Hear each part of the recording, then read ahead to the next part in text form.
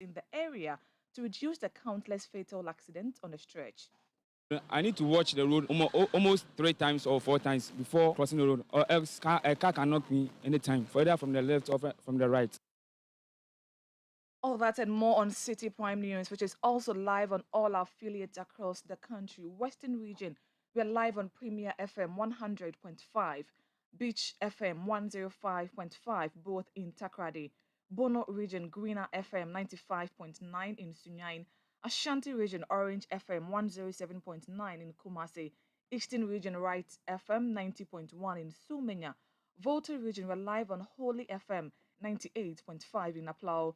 Northern region, Dasuma FM 99.1 in Yendi. Upper East, we are live on Word FM 88.3 in Zwarungu. And Upper West, we are live on Bugli Radio 88.6 in Wa. City Prime News at 12 midday. Update you on all the running stories and connect you to the newsmakers.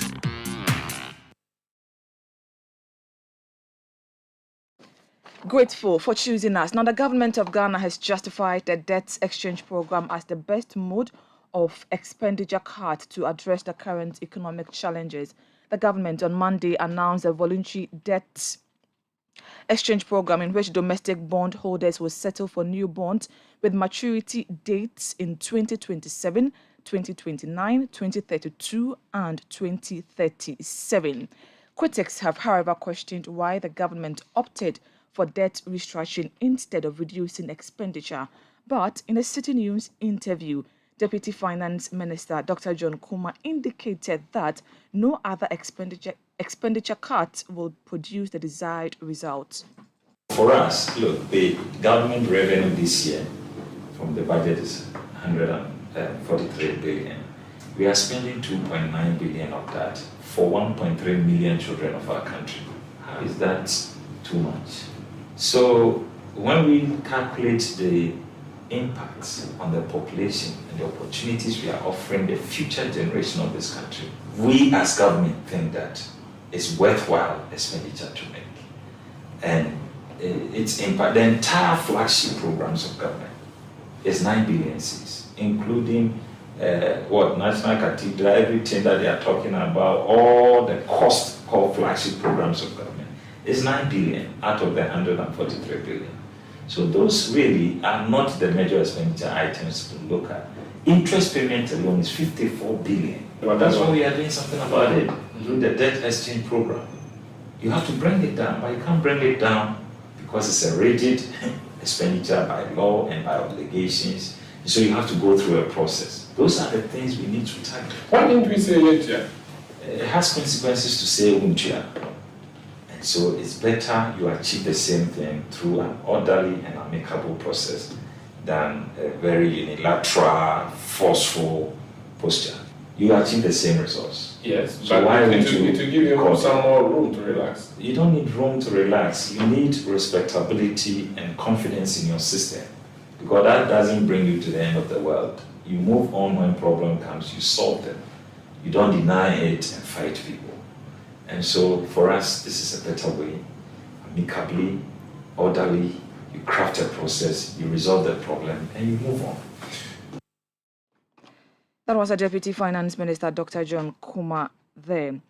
Now, the Attorney General has responded to a request from the Finance Ministry on their decision to request for legal opinion on the legal framework for domestic debt operations. And then the ministry has responded. My colleague Hansen Ajuman joins us in studio with a copy of the letter to the Finance Ministry. Good afternoon to you, Hansen. Thanks for your time. Now, what is in this legal framework for domestic debt operations?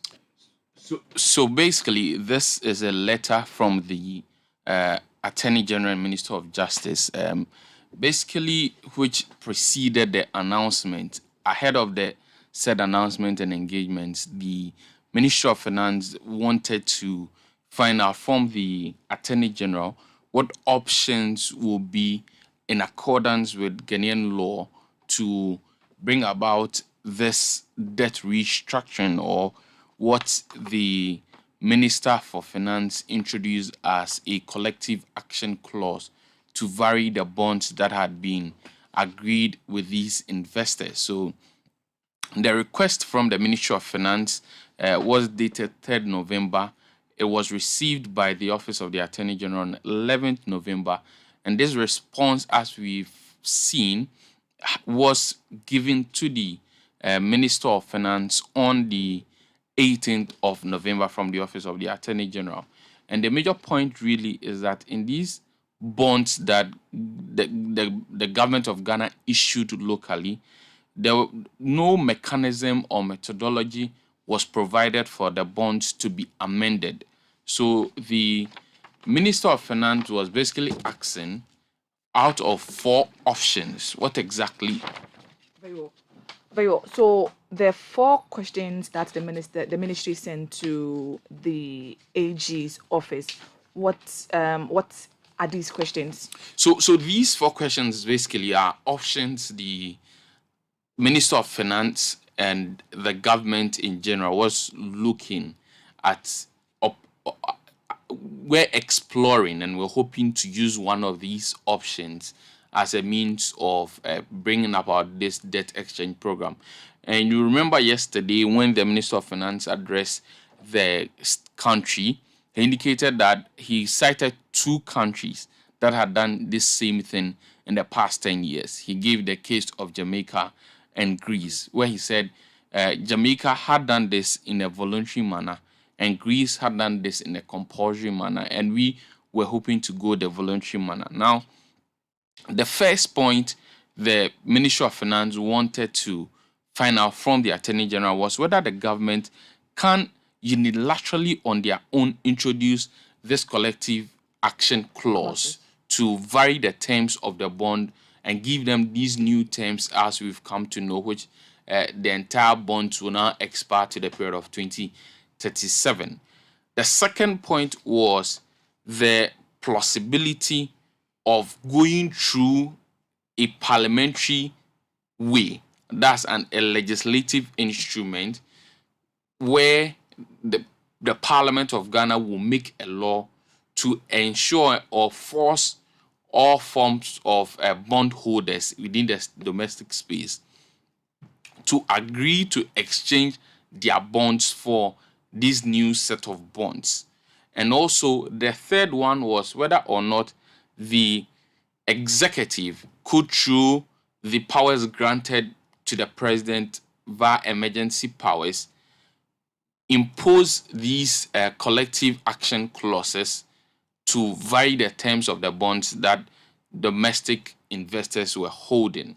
And the last one, which we have agreed to go with and which the Attorney General in this particular document indicated was the best option for the country, was whether a voluntary agreement, considering the commercial contract nature of this transaction, can impose the collective action clauses on bondholders. So basically these 4 issues were issues, or we can say these were the options the Ministry of Finance was exploring, and it needed the legal opinion of the Attorney General. Now, the AG responded to these 4 legal opinions that the Finance Ministry was looking at. What were some of the responses to the issues that were raised? So if you take the first one, which was as to whether or not the government can unilaterally attempt to introduce these collective action clauses into the bonds, the AG's point was very simple, that any contractual agreement or bond agreement may be modified or varied at any time before or after the signing agreement. But the AG was of the opinion that this is subject to the terms of the bond agreements relating to the contract modification or variation. So, as I earlier indicated, there were no forms of bond variation in the bond agreement. So, the AG's point was that as far as there are no such contract modification or variations, any attempt by the government to do so unilaterally will be a breach of contract. So in essence, the AG disposed of the first option that the government wanted to use, that's to impose these CACs unilaterally. Now, there's another one on whether a voluntary engagement, considering the commercial contract nature of this transaction, can impose CACs on the bondholders. What was the response of the AG? Well, so on the voluntary option, the Attorney General noted that of course was our best bet as a country to get all the parties involved to agree. Now, this level of agreement, the AG indicated that should be noted to the parties before the terms should be made available to the parties before the contract variation. So, in essence, the AG out of the four indicated that when there's that voluntary admission by all parties that they are going to vary the bonds, which the finance minister has since announced to us that there's going to be that voluntary admission. We are being told by officers within the government that 10 days from yesterday is when these bond holders are supposed to react to the Ministry of Finance and Government on their decision as to whether or not to voluntarily partake in this. So on that level, the Attorney General noted that if it is voluntary, then that is legal per the laws of Ghana. The AG gave its opinions, I think in 4-page opinion to the Finance Ministry. Can you run us through the opinions of the AG to the ministry? So we've talked about the first and the fourth opinion. The first and fourth option. So that's the unilateral option and then the voluntary option. The other option was for an act of parliament to make these variations and to bring about this debt exchange. The AG, in his opinion, indicated that, of course, all contracts are subject to the Constitution of Ghana and Parliament may make laws to vary them. However, these variations in themselves should be in accordance with the Constitution. And if you look at what the government has done, what they've done is to make a variation that takes a retrospective effect to say that even though at the time we issued the bond and you agreed to be a bondholder, your bond was to say expire in 2025 or in 2026.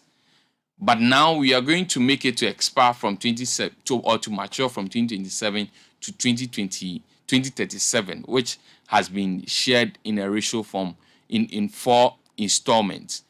Now, the AG was saying that in this particular line of strategy, the laws of Ghana bars Parliament from making any law to take a retrospective effect. So on the part of Parliament, even though the Attorney General agreed that Parliament could make a decision or Parliament could make a law to introduce these CACs, Parliament did not have the powers to make a law to take a retrospective effect, meaning that if you had gone the Parliament way, then that means that those bonds that the debt exchange will apply to will be those which will be issued after the law has been made by Parliament. That is on the third issue. On the second issue, on the third issue, which has to do whether executive powers which are given to the to the president in times of emergency can be used. The AG's opinion was that this does not necessarily fall within the description of emergency situation as anticipated by the Constitution of the Republic, and hence the president cannot by executive instrument and by that power also impose these CACs on the bondholders or domestic bondholders. Grateful for your time, Hans Najman. That was my colleague here at Citi FM and Citi TV, Hans Najman, giving us excerpt of a response from the AG following a request by the Ministry of Finance seeking legal opinion on the domestic debt operations. Now we can hear from the labor unions who have publicly rejected the government's debt exchange program. Caleb will bring us that story. So, some labor unions and notable organizations have publicly rejected government's debt exchange program over fears of a negative impact on their pensions, the pensions of public sector workers. The latest to join the group opposing government's program is the Chamber of Corporate Trustees, which is concerned about the lack of engagement by the government prior to the launch of the program. There is more in the following report by Citi News' Kuku Eduamansa. Under the domestic exchange program, domestic bondholders will be asked to exchange their instruments for new ones. Existing domestic bonds as of 1st December 2022 will be exchanged for a set of 4 new bonds maturing in 2027, 2029, 2032, and 2037. The annual coupon on all these new bonds will be set at 0% in 2023, 5% in 2024, and 10% from 2025 until maturity. Coupon payments will be semi-annual.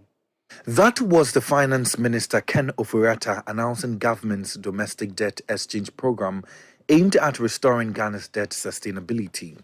However, the announcement was met with stiff opposition by stakeholders who fear their investments might be affected. The Trades Union Congress, TUC, which is the mother body for various labor unions, was quick to register its resentment over the announced measures. Dr. Yauba, in a statement, gave assurances of fully protecting pensions of its members. The Ghana Registered Nurses and Midwives Association share a similar sentiment. In a statement read by Citi News' Enosafo, the leadership of the group is worried its members will lose the value of their investments following the announced program. Pensioners should not be made to suffer the consequences of government's fiscal indiscipline when they have paid their fair share of taxes, worked to build the economy whilst taking very low salaries. It is unacceptable that a government that budgets 18% inflation in 2023 will consider zero interest rates for pension funds of poor, hardworking, law-abiding citizens within the same period. The executive secretary for the Chamber of Corporate Trustees, in an interview with Citi News, questions the president's assurances of no haircuts following the announced domestic debt exchange program. One of the basic reasons why we reject this, stems from the fact that the Minister of Finance put up the statement and said they have engaged stakeholders or bondholders, and we want to put this we want to make it clear that we will not engage on any plan on this debt exchange program. What actually happened is that I think around in October, when they set up the 5-member committee, this 5-member committee met the industry and took our concerns, our challenges, our views. Meanwhile, the Ghana National Association of Teachers, NAT, has vowed to resist any program that will negatively affect the pensions of teachers. The General Secretary for NAT, Thomas Musa, spoke on behalf of the union. Because salaries are no good, pensions also are no good. It's one of the worst. How will the Ghanaian be able to retire into a 2-bedroom house? We are turning into the bad situation. We are even complicating it. When will the worker come out of this particular situation? And that is why we are saying that the government should look elsewhere. Pension money, no. We say no today, and tomorrow we shall say no. The last time we did that, the people retire, some people take home less than 10,000, some take home less than 6,000, and when the calculations were made. So imagine someone is taking around 7,000, and you are going to give that money haircut. How much will be left? That report was put together by Kweku Eduama-Ansah. Now, the Deputy Minister for Railways, Kweku Asante-Boateng, is optimistic that upon commencement, the Tema to Impakadan railway services will take away the load on the major roads connecting Tema to Tamale and reduce maintenance cost over time. He believes heavy-duty vehicles carting goods over a long distance contribute to the short lifespan of major roads in the country. Speaking to Citi News during an inspection of the Afienya railway station in the Ningo Pampa municipality, Mr. Asante-Boateng expressed confidence in the ability of the railway system to reduce the frequent deterioration of roads. It will reduce the cost of maintenance on our roads, and it will reduce the rate of deterioration on the road as well.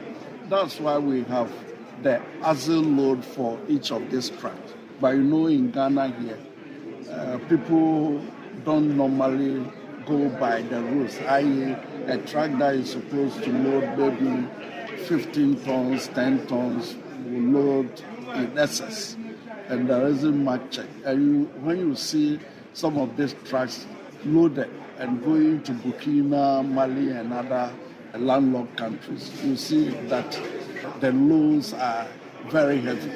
That's why the Accra-Kumasi road, notwithstanding the number of times that we maintain it, it easily gets deteriorated. And by this, if all the plans go on well, you realize that it will reduce the pressure on our roads and it will save us as a nation from a lot of costs in terms of road maintenance. That was Deputy Minister for Railways, Kweku Asante Boateng. My colleague Fred Duho is with the team and joins us live on the telephone. Good afternoon to you, Fred. Thanks for your time. Now, what's the state of the railway services from where you monitored this morning? I want to put on record that this is the president's tour of the Greater Accra region, and as part of that tour of the region, he's commenced by visiting the Asienya railway station. We understand there are about 8 of them on the stretch on the newly constructed railway from Temahaba to Mpakadan, and to ensure that these roads are open for the public to use. Some of the intersections or sections of the road where they actually have to obstruct traffic to allow the ongoing construction of the rail from Temahaba to Mpakadan. Some works have completed, and the president has started inspecting those projects. But importantly, he's commissioning one of the major roads, about 900 meters, that was actually constructed more like an overpass over the railway to allow traffic to flow from this evening. The moment the commission is done, those traveling from Accra, from Ashaiman, heading towards Ho, Akosombo, would be able to now do with the new road that has been constructed on the Asienya stretch. So in this case, the traffic that we used to see along the Asienya stretch would ease a bit from the look of things. Now, you spoke to the Deputy Minister for Railways. He's optimistic that upon completion of the Tema to Mpakadan railways, the load on the main highways will be reduced.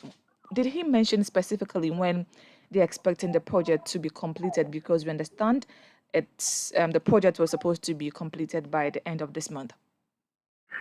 Well, he mentioned that the commission and inspection has been undertaken by the president is the beginning of their move to basically ensure that the work continues speedily for them to commission to the public. And the fact that when this entire railway sector or this railway is completed, is basically going to lift that sort of burden from the major roads. Looking at the heavy vehicular trucks that normally cut goods from the Temahaba all the way to Côte d'Ivoire, Ivory Coast, and other parts of the country, he is believing that there is going to be a reduction in the number of vehicles we see on the major roads. And again, the traffic and the accidents that we normally experience on the main roads are going to reduce if these rails begin to cut these heavy goods from the Temahaba directly to Kumasi, to Tamale, and other parts of the country and beyond. And this is really going to bring some relief. And this will really translate again into a reduction in cost of road maintenance. Because of this very heavy vehicles that normally ply our roads, it really puts some lot of pressure on the roads, making it deteriorate faster than its lifespan. So when this railway takes off officially, we are hoping in the coming months, we believe that this is really going to take off the burden on the road and bring some sort of relief to the traveling public. Again, the Ningo Prampram MP actually, Sam George also spoke at this particular commissioning today, where he mentioned that Hello, Fred. In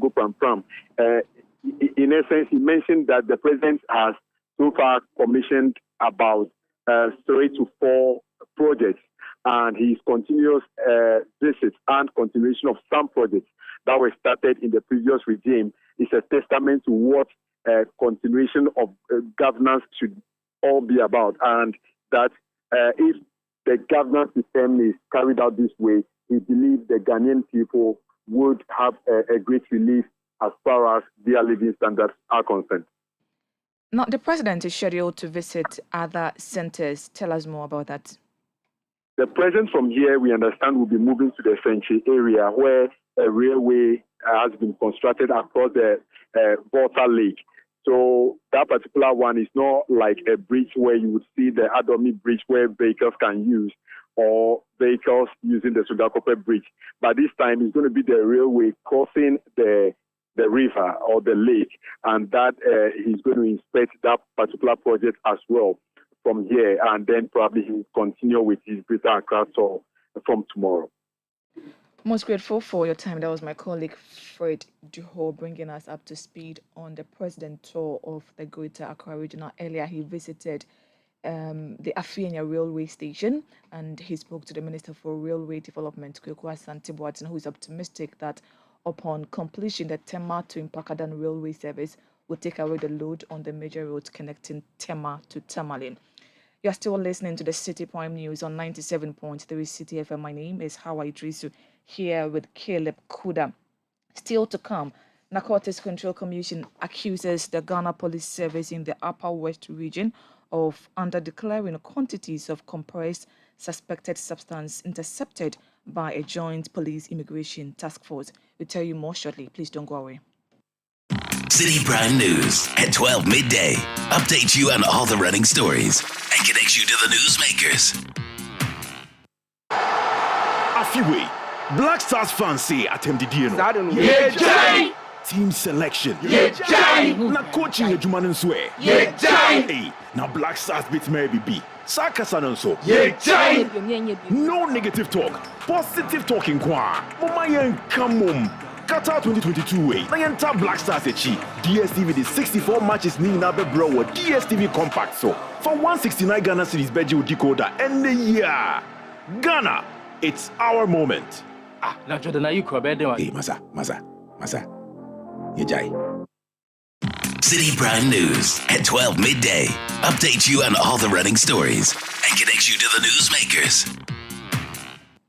You're welcome back. The Upper West Regional Command of the Narcotics Control Commission has accused the police of under-declaring the quantity of some compressed substances suspected to be marijuana. The substance was intercepted by a joint police immigration task force at Lero, a community in the Sisala West District last week. The commission has thus petitioned the Attorney General on the matter to help trace the missing parcels. Now, the Ejura Traditional Council has reiterated its commitment to flush out nomadic herdsmen in the communities within the area. The chief of Ejura, Berima Osei II, recently destood his sub-chief for his alleged role in aiding nomadic herdsmen to perpetrate crime at Miminaso. City News' Ashanti Regional Correspondent Hafiz Tijani reports.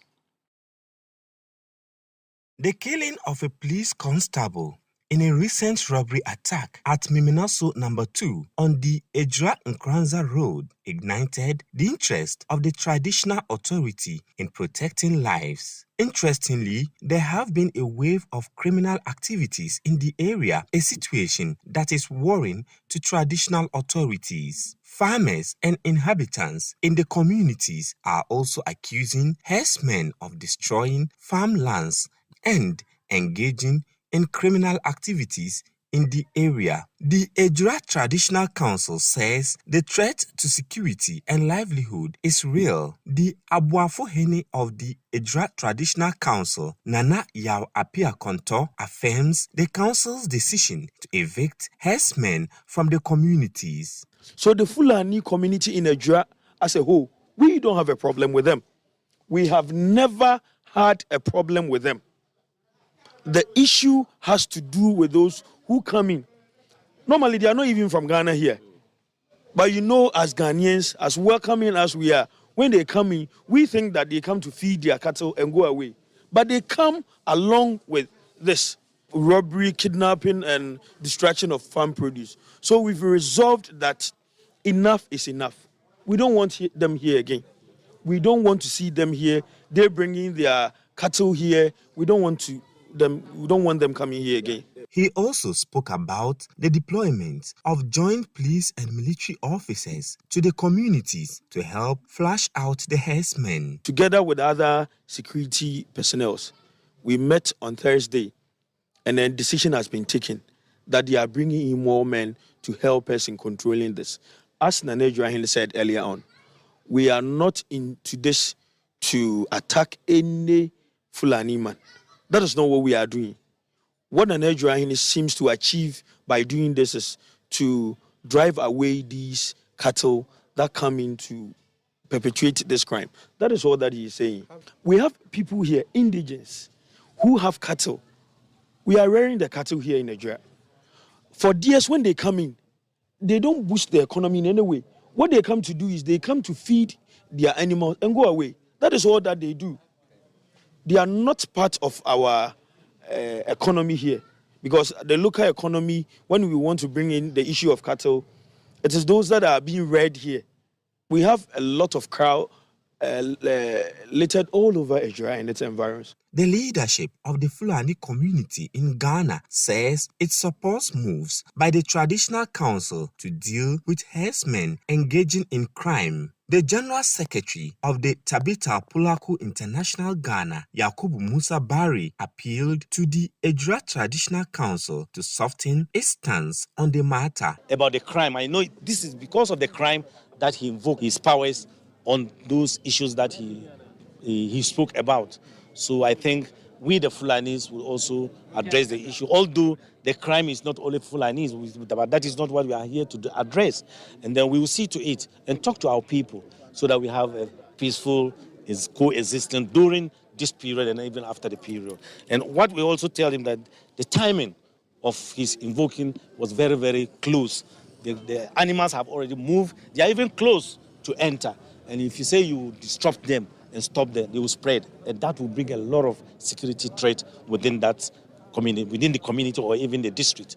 So that is why we are pleading to him to see the Humanians face to the Fulanis. Unless after this, then we can draw a roadmap the next year how the animals will come in peacefully. Musa Bari also expressed concerns about what he says is continuous stereotyping of the Fulani community. You know, naturally, this is a pure stereotyping, profiling against only one tribe. Because if you say engagement, if the Fulanis, do the Ashantis engage you? Do the Ewes engage you? Do the Dagombes engage you? No. But when your reportage comes out, if it is concerned a Dagomba, you don't mention the Dagomba. But why is it that if it is a Fulani, you don't mention the name, rather the Fulani tribe? So this is not about engagement. You know very well. And the law, your laws, the journalist laws does not prevent you, because this can bring a lot of challenge. And this is what is happening within our sub-region. If you could see, it's about this stereotyping discrimination that is bringing all those conflicts around our sub-regions. The Member of Parliament for Edra Setidumase, Alhaji Bawa Brema, who is also a member of Parliament's Defense and Interior Committee, called for a targeted solution to the problem. They should ensure that any new person coming into their fold, any Fulani person coming that they don't know, they should report to the security agencies so that at least the bad ones are flushed out. There's no gainsaying. It's a fact that when they bring their cattle here, they come with a lot of economic benefits. But those benefits should not be to the detriment of life and property. Killing of innocent citizens just for their monies. For that matter, I strongly support the call by Nana Berima Osei on the ban he's imposed on their influx here this year.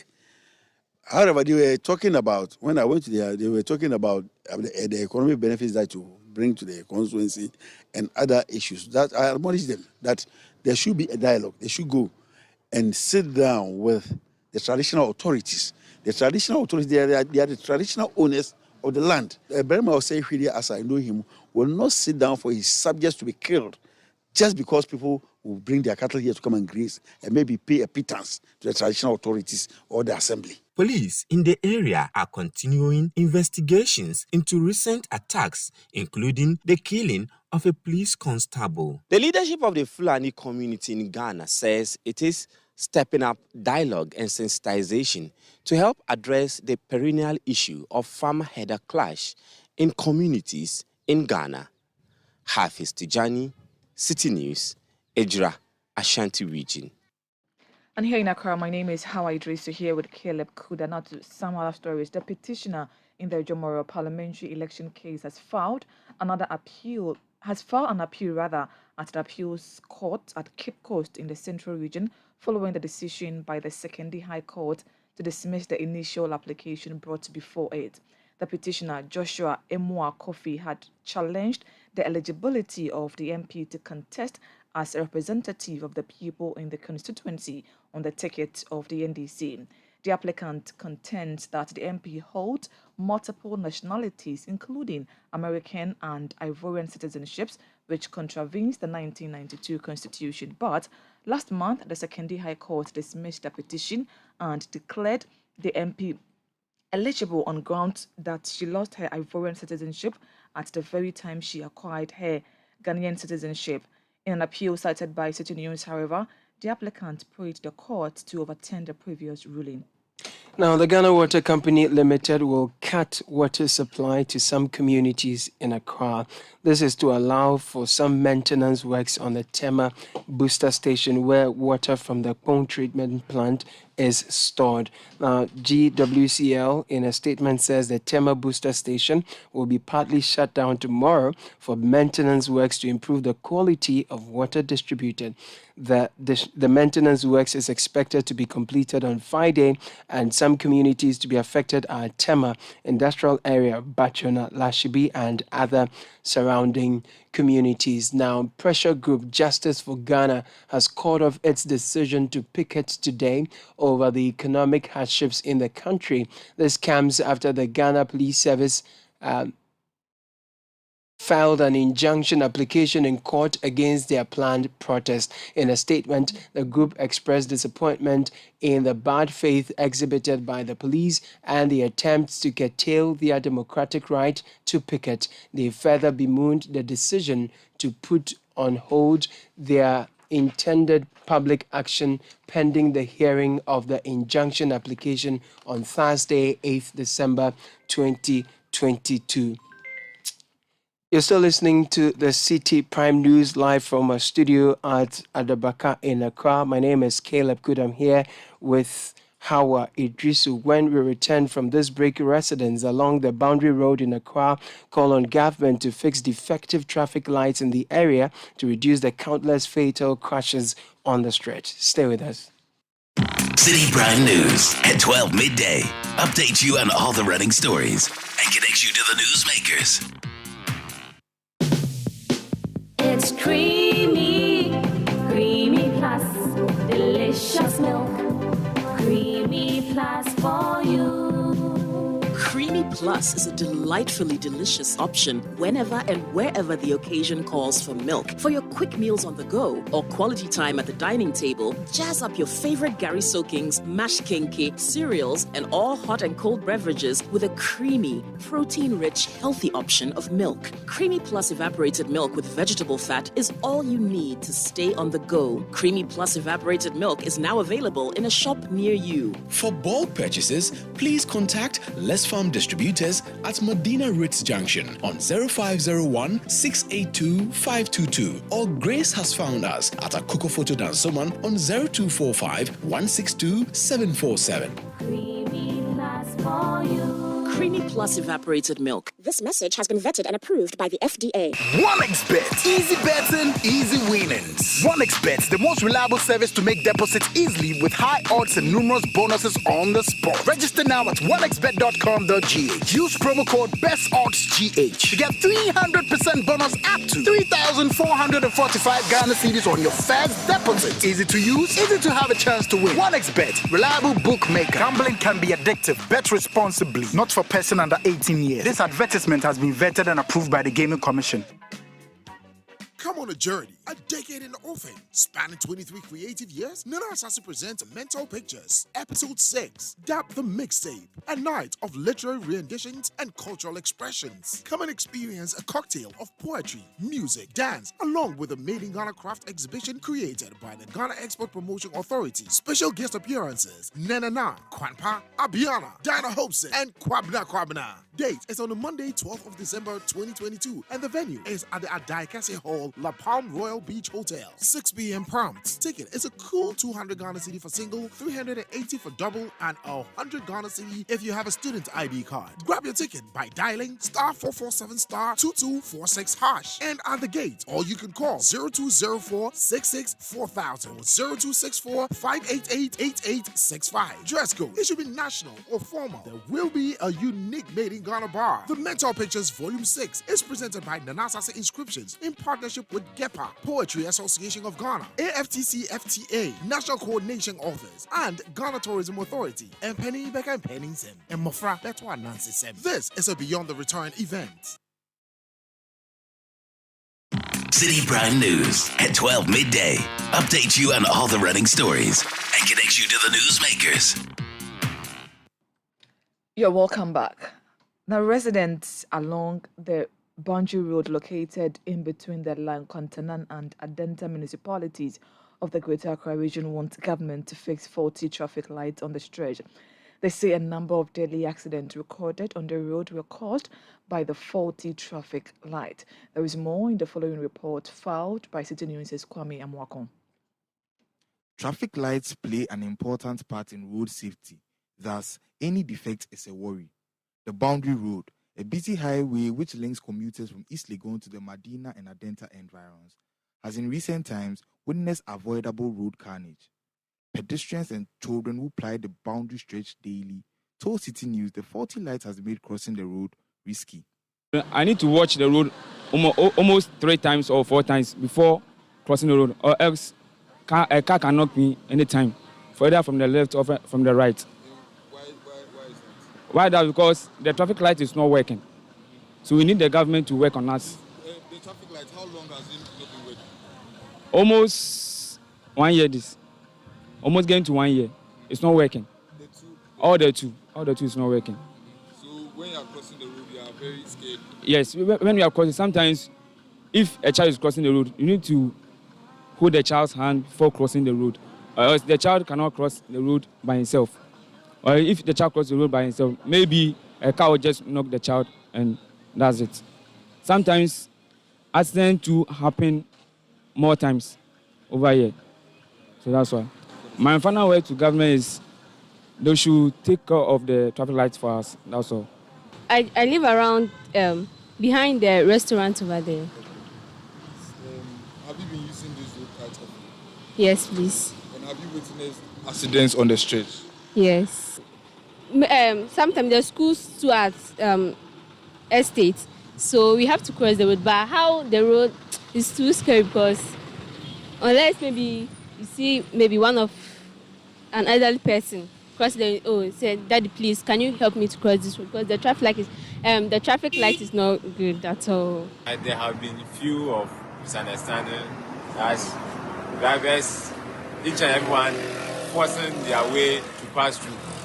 At times you see a car coming from afar, horning to let the others give way to him or her. But others too are trying to force their way in or out to pass through. And it has become some way somehow challenging.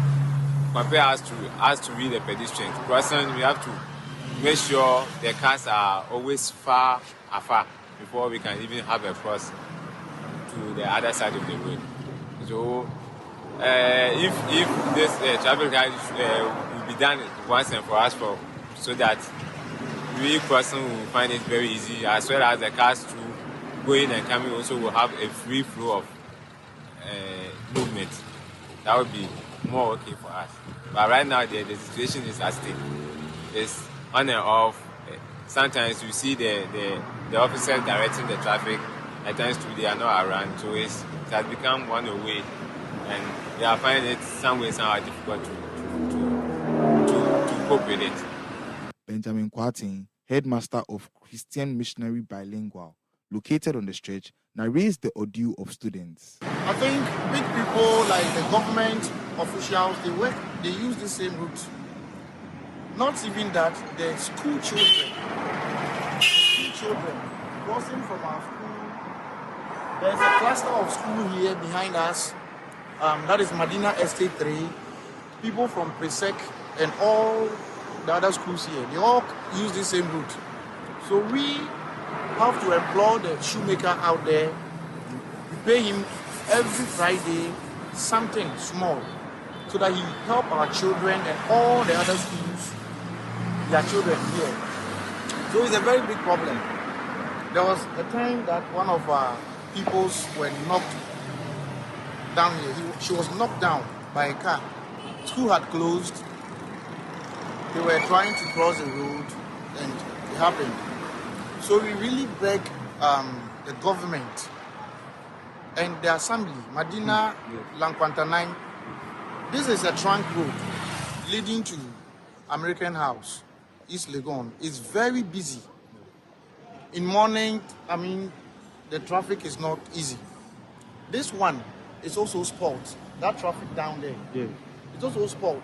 So those from Obojo down, they come on top speed. If I not exaggerate, I think we have experienced close to 10 different motor accidents here. This is a driver who had an accident last week because of the defect.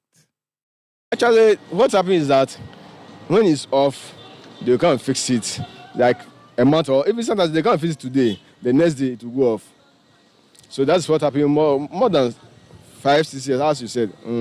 So they can come today and fix it, but the next day or one more time, then it go off.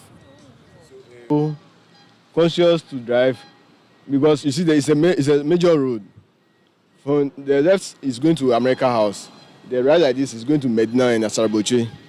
And how it is, you yourself, you can see, if you are driving, especially when you want to join the main road, you are not careful, either you hit a car or a car will hit you.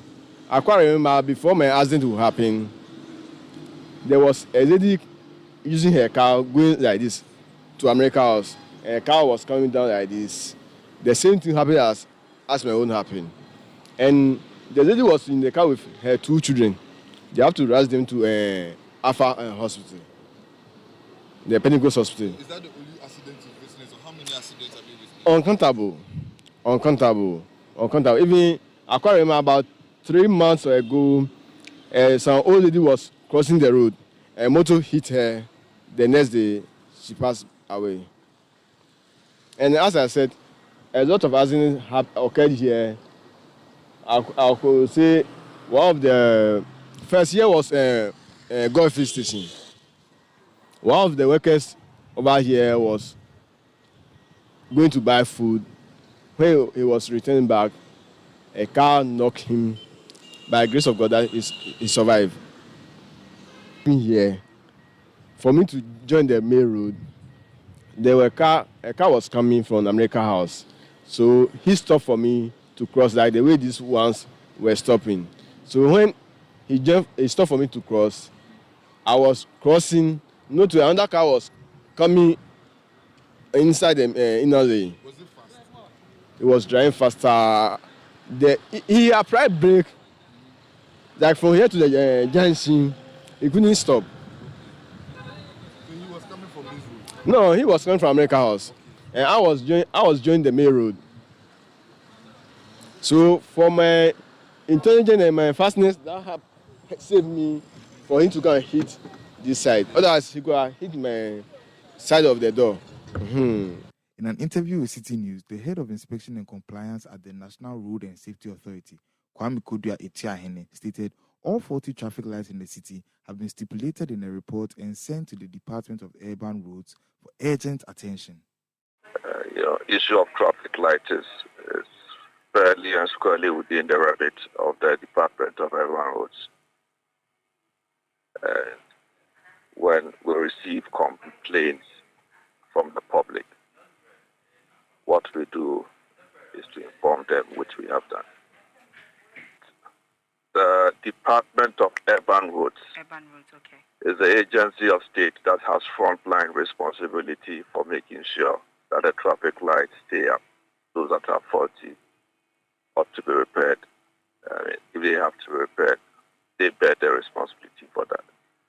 So if the nature of the road and traffic requires that traffic signals or lights ought to be deployed based on our steady accident investigation and related issues, that we could advise for the fixture or safety device or facility to be deployed.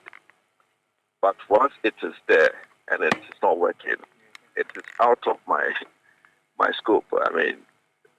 There is a body, a public institution for that matter, that has ultimate responsibility. I will encourage they must address all questions about traffic lights, because they ought to ensure that they are fixed if they are dysfunctional. Out of good intention, I cannot go and fix it. It doesn't belong to me. Assuming the authority has the know-how, or I'll be breaching another institution's space of action. It doesn't rest with us to do that. Fortunately, there is an agency, they are known, they have officers, their offices are known. I would encourage that we try to talk to them so they can respond to these queries. What we have done, as I explained, is that just as the public bring these concerns to us, we have a call center, we have an inspectorate division. Sometimes we go out to take on this data and try to get the appropriate agency informed, believing that they probably must not be. For over 6 years now, residents along the boundary road have been alarmed by the high rate of road accidents on the stretch happening due to defective lights on two respective junctions on this stretch. They are therefore pleading with government and other relevant stakeholders to address this situation urgently. Reporting for City News, my name is Kwame Amwako.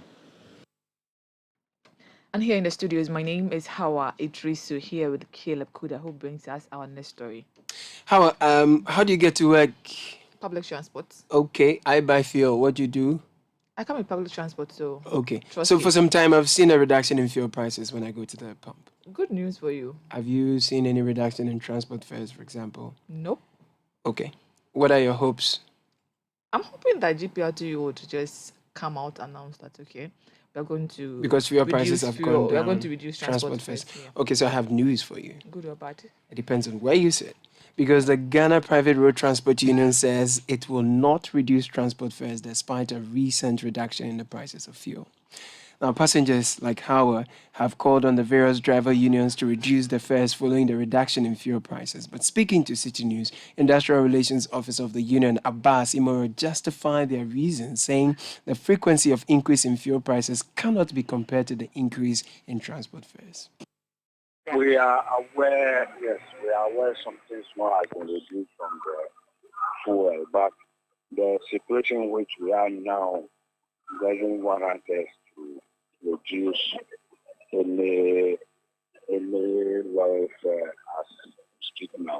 We researched to find out why our business is crumbling, and we realized that from May 2020 up to 2022, fuel has been increased for 73 times, and transport fare has only been increased 67%, and fuel 473%. And we were researching to look at where our problems are coming from when we realized that this is where we fall short Oh, they should reduce it better. So, Howard, that's the news for you. That's sad news. Yeah, well, unfortunately. Okay, so that was the Industrial Relations Officer for the Ghana Private Road Transport Union, GPRTU, Abbas Imoro. Now, you know there are two driver unions. Okay, so there's the Concerned Drivers Association of Ghana. They also are saying that they agree with GPRTU. And so they're saying that the price of spare parts have not reduced. Therefore, they are unable to reduce transport fares. Therefore, bad news for you.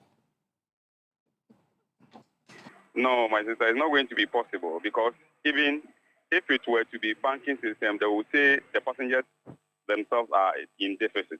You see, and you see, when fuel price goes up, it is not that it goes up immediately, then we ask for increment. No. Like May 2020, it was 4 cedis, 10 pesos. It shoot up to 6 cedis, 5 pesos before we asked of increment, right? When we were asking of increment in that May, it couldn't happen. But it happened on June. And by then, before it happened on July. Before July comes, fuel shoot again. We were then bargaining with 6.05 per liter.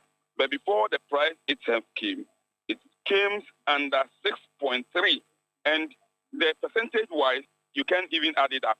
When it gets to 11.69 pesos, transport fare will be reduced. I will urge fellow transporters and then even passengers to bear with us. It is not that we don't have interest in reduced price, but it's only it doesn't show things up. And if we reduce it, the accident rate that will come this very December, it will be very alarming.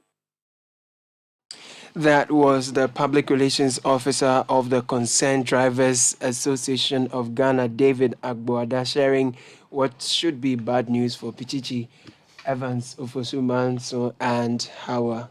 Will you buy me a car? When you grow up? I could consider it. I could consider it. I could consider it. When? It depends on when you put out good behavior, you know, so I would. But I'm a good girl. Pichichi is here for sports. So it's day 17 of the ongoing World Cup. Evans Ofochumanso of the City Sports Desk joins us. Evans, what's happening today? Well, how are yesterday, in fact, I prayed. I was like, thank God it was not Ghana. Exactly. This goes there. The Brazil team were just on fire. And I think that the Black Stars have dodged a bullet. Yes. We could have done better, honestly. No. And I feel that it's better losing to a better side. That game we lost, we shouldn't have. So the excuse we are getting that, they saved us from further embarrassment, doesn't cut it for me. You wanted a Brazilian embarrassment rather. But I prefer losing to Brazil to like losing to who? 3-0. 3-0. Friendlies, so Caleb, friendlies, they scored you 3. So you can imagine the main tournament. Brilliant play though. Beautiful Brazilian game. So today, Morocco is playing against Spain. Yes, that's at 3 p.m. And they are the only African rep in the World Cup so far. So the whole of the continent will be rooting for Morocco to try and do Africa proud. But it's a huge tax against the Spaniards because the records don't really favor the Moroccan team. It's a very interesting game coming up this afternoon, 3 p.m. Remember that we'll be here at 2 with more on the World Cup. But this is certainly...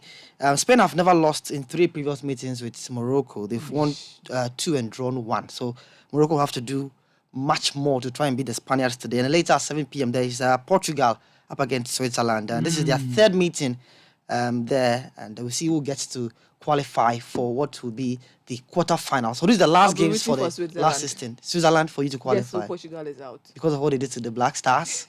Oh, but against them we played well. Exactly. So, and we lost by the referee's discretion, not VR incident. But he's apologized, but anyways. So we are all rooting for Switzerland today. Yes, Switzerland and Morocco. For you.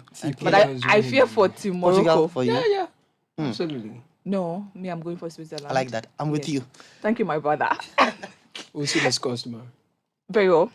And that's how we end today's edition of the Citi Prime News, which has been live from our studios in Adabraka, Accra. For more news, please log on to citynewsroom.com. My name is Hawa Idrisu. I was here with Caleb Kuda. Michael Obodu is up next with the afternoon's edition of City Business News. Many thanks for your company. Do have a great afternoon. City 97.3. More variety. City 97.3. Accra. Get the details. Every significant.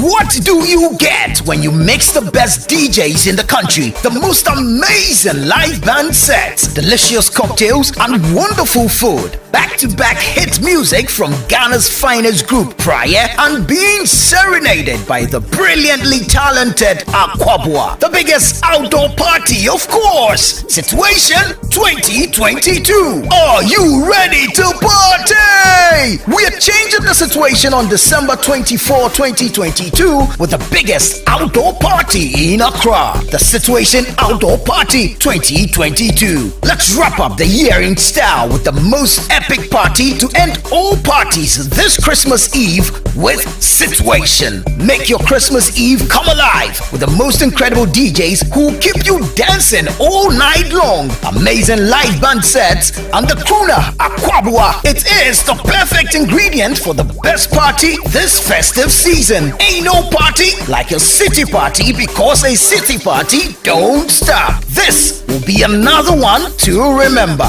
Date Saturday 24th December 2022. Venue La Palm Royal Beach Hotel, Accra. Time 8 p.m. Dress code, it's an all-white affair. For table booking, call 020-5973-973 or 055-8973-973. Book your table and make reservations now. Media partners, Ghana Weekend and City FM. This is powered by City TV.